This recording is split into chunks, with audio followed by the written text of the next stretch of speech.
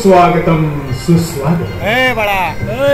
अखिल भटवाडी सार्वजनिक उत्सव मंडळ श्री सिद्धी गणेश मंदिर येथे उपस्थित सर्व गणेश भक्तांचे हार्दिक स्वागत करीत आहे आणि आपल्या समोर प्रस्तुत करीत आहोत नयन रम्य देखावा श्री स्वामी समर्थ प्रकटली।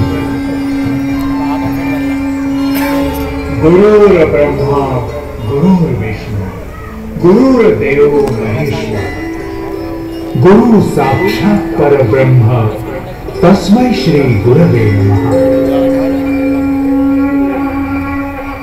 महाराष्ट्र संतांची भूमी, इथल्या मातीत दरवळतो तो संतत्वाचा अलौकिक सुगंध।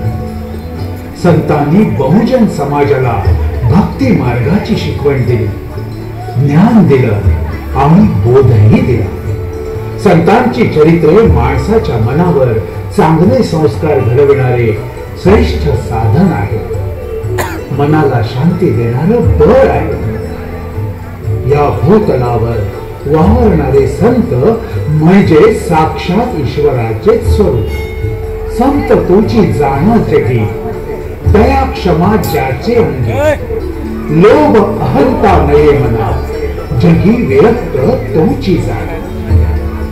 आज आपण ज्या थोर संतांचा प्रकट दिन पाहणार आहोत ते दत्तगुरूंच्या रूपातील तिसरे अवतार म्हणजे अक्कलकोट निवासी श्री स्वामी समर्थ महाराज।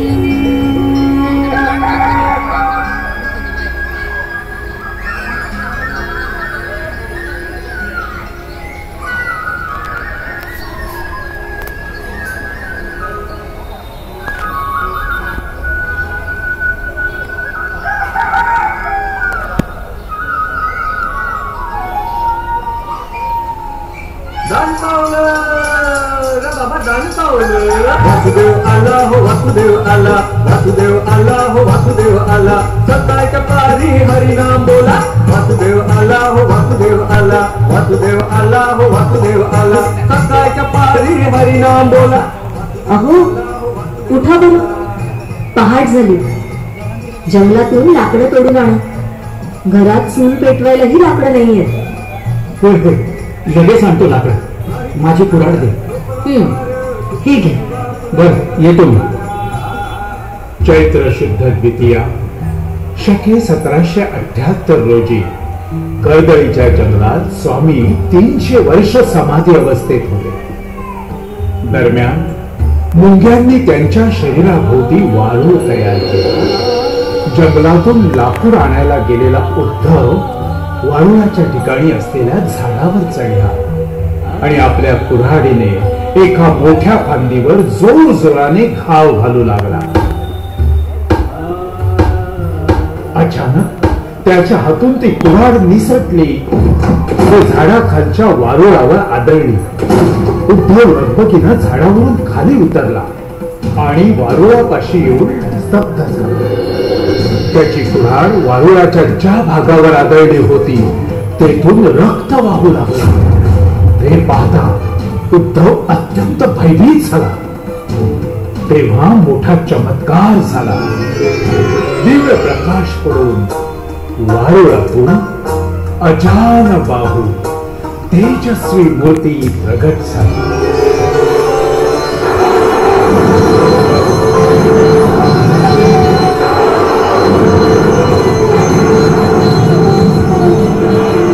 आपण? होय मी। मला क्षमा करा, मी मुद्दामून असं नाही केलं, चुकून असं झालं। या भल्या थोरल्या वारुळाच्या आत आपण आहात हे ठाऊक नव्हतं मला। उद्धवा, अरे तू तुझं नियोजित कर्म केलं। म्हणजे मी नाही समजलो। अरे तुझ्या हातून हे घडणारच होतं। आमच्या अवताराला तू निमित्त व्हावंस आणि तुझा उद्धार व्हावा हे विधिलिखित आहे। तू लोक कल्याणाचं किती मोठं काम केलंयस हे तुला माहित नाही। महाराज, आपण थोर आहात महाराज। माझ्या हातून घोर अपराध घडला आहे, तरी मला मोठ्या मनाने माफ केलं।